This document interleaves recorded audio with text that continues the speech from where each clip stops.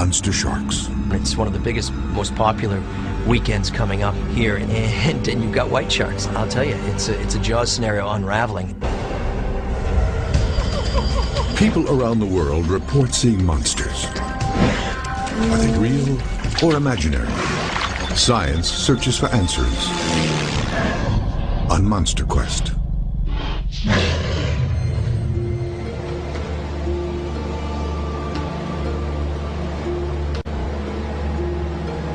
America is surrounded by thousands of miles of coastline, and every year more families move to these communities.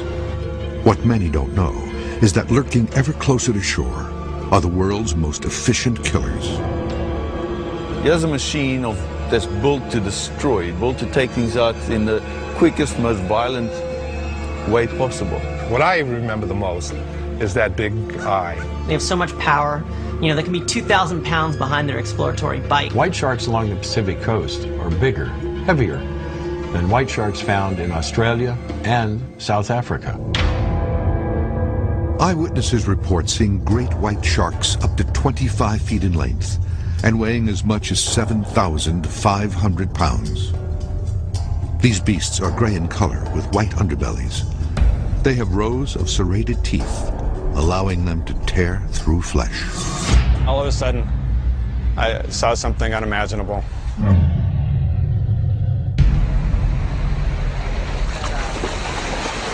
9 triathletes met for a 1-mile training swim. None suspected a deadly predator was lurking close by. We got there about 6:45. A couple of people were there.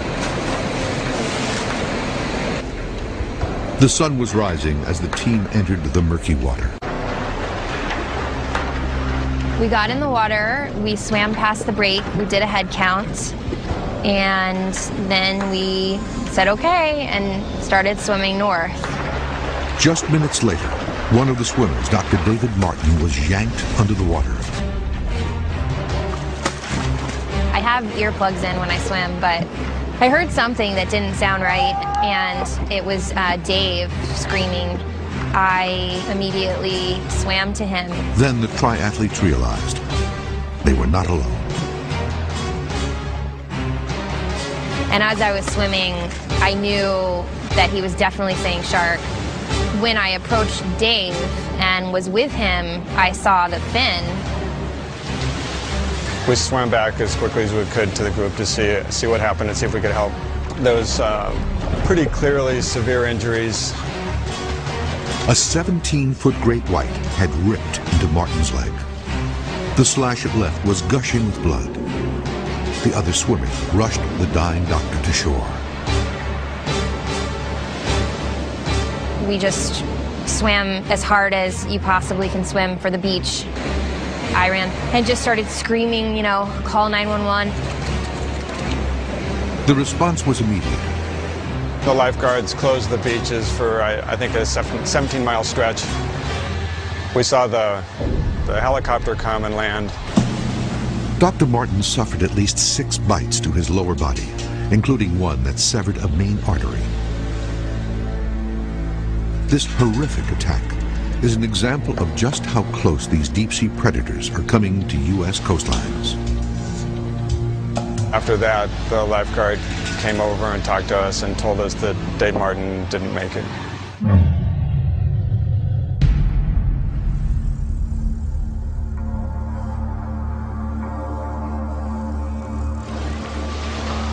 When sharks are this close to beaches, humans are an easy target. I know we've had more shark attacks along the Pacific coast in the last 10 years than we had in the prior 10-year period. The evidence of this activity can be seen in attacks on other species. Over this past year, we've had a number of animals, pinnipeds, seals, and sea lions, wash ashore decapitated. And the sharks don't appear to be hunting out of a need for food. This is a typical predatory behavior of the white shark. What's interesting and unique is that the shark is only killing the seal. He's not eating the animal. Precisely what behavior this is and why they're doing it is unknown to us. Scientists are not sure what is motivating these beasts. It's difficult to monitor anything in the ocean because we can't see into the ocean. We don't have any eyes there. When we're in the air, the only time we see a shark is when it's close to the surface. Most sharks spend very little time at the surface. But some biologists, like shark behaviorist Craig O'Connell, think the shark attacks are simply misinterpreted.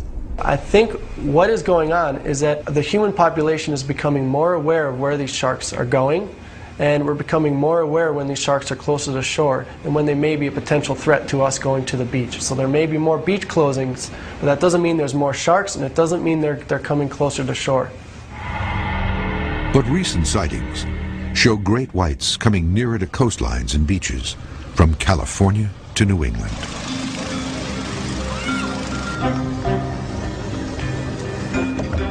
One Monster Quest team will travel to the Pacific Ocean, to an area where great whites hunt along the coast. There they will attempt to attach a camera to one of the beasts to learn where these monsters are going and how they behave when they are out of visual range. The camera system will enable Monster Quest to examine the belief that great whites are developing more complex hunting techniques. Shark! A second Monster Quest team will be in the Atlantic Ocean. They will attempt to attach a satellite tag to a great white to track its movements and hunting patterns. Sightings of the beast off the Atlantic coast have increased, and encounters with man are more likely.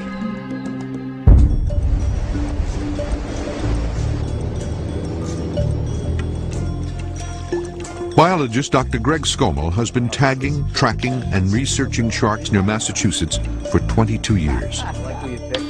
All it took was one shark to bite one person, and it's game over for that species in terms of how it is perceived. In 2004, Scommel was called in to deal with a 14-foot great white that swam into a shallow coastal pond on Noshawn Island, just a mile from Cape Cod. The shark remained in that area for 12 days, and we tried everything we could to try to motivate that shark to leave. Certainly trying to take advantage of her sensory systems to get her attention, to try to spook her out of there.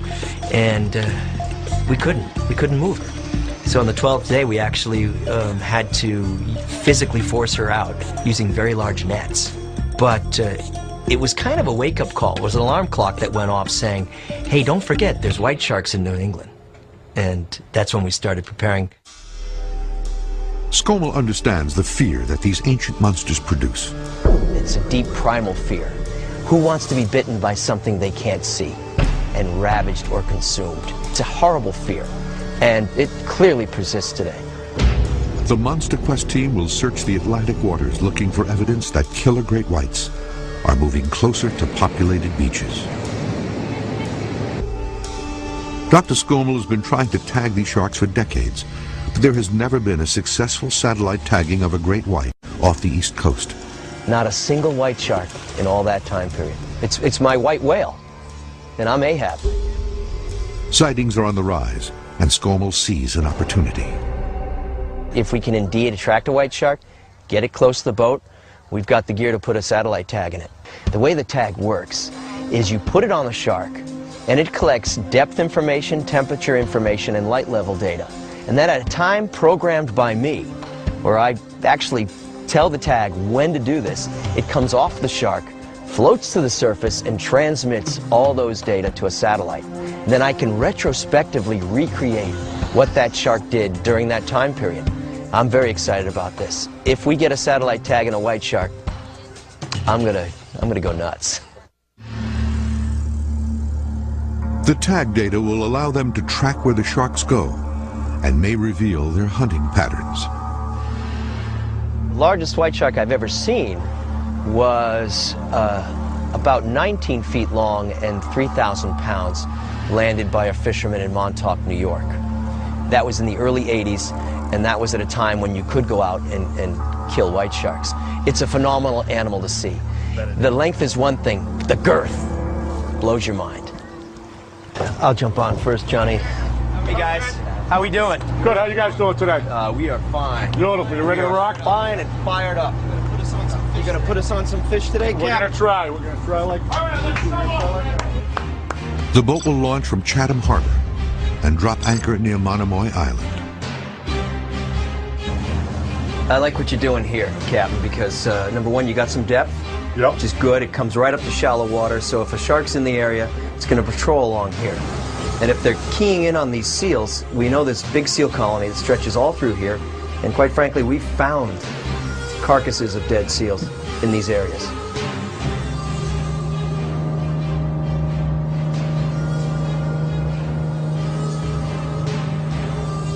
They head out and pick a spot to deploy their bait. Gotta go.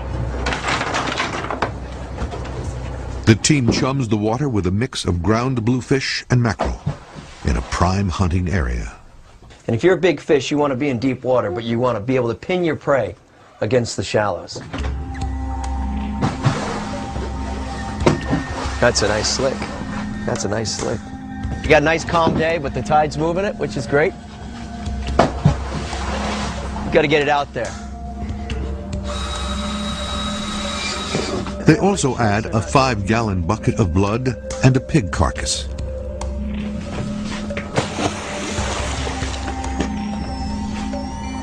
We cover some area with this slick. We get it out a couple of miles. And the whole concept, of course, is you've got a shark cruising through here, if indeed there is one, and it crashes into the slick, and it senses the slick immediately and then works up the gradient of the slick, which leads it, of course, right to us.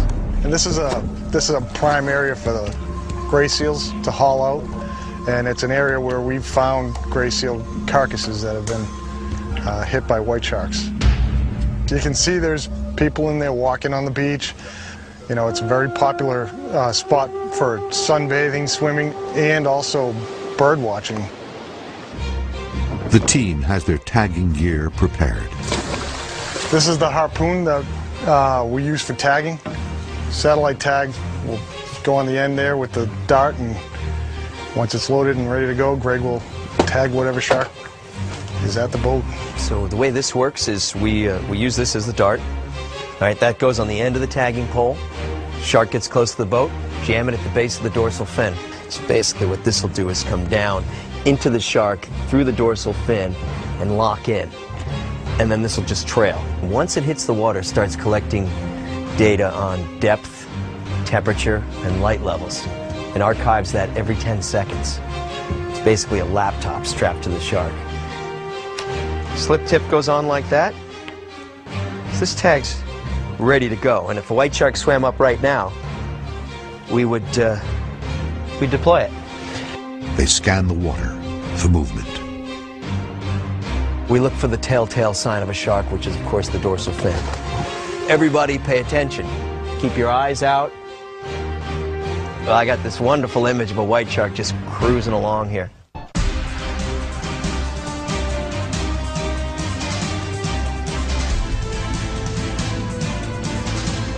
Monster Quest is searching for huge great white sharks that may be coming closer to shore and targeting humans as prey.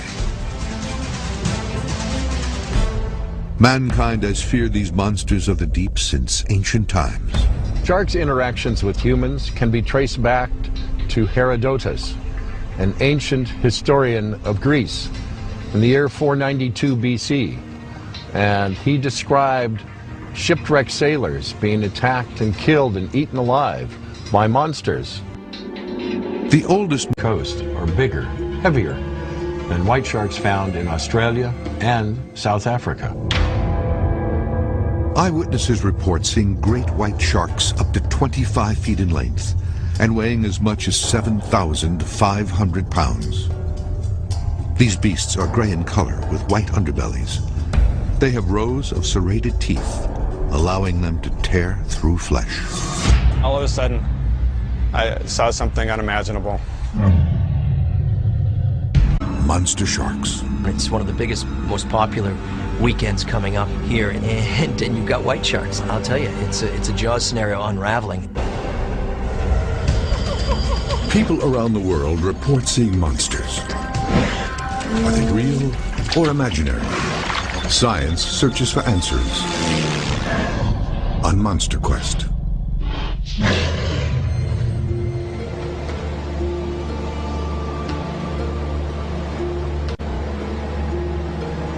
America is surrounded by thousands of miles of coastline, and every year more families move to these communities.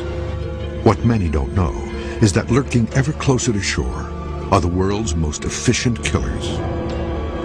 He has a machine that's built to destroy, built to take things out in the quickest, most violent way possible. What I remember the most is that big eye. They have so much power. You know, they can be 2,000 pounds behind their exploratory bite. White sharks along the Pacific. And then we said okay and started swimming north.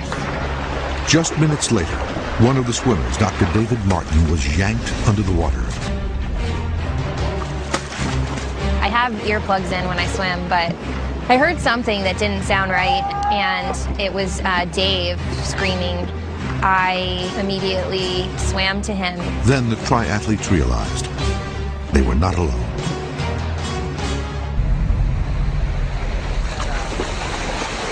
Nine triathletes met for a 1-mile training swim. None suspected a deadly predator was lurking close by. We got there about 6:45. A couple of people were there. The sun was rising as the team entered the murky water. We got in the water, we swam past the break, we did a head count.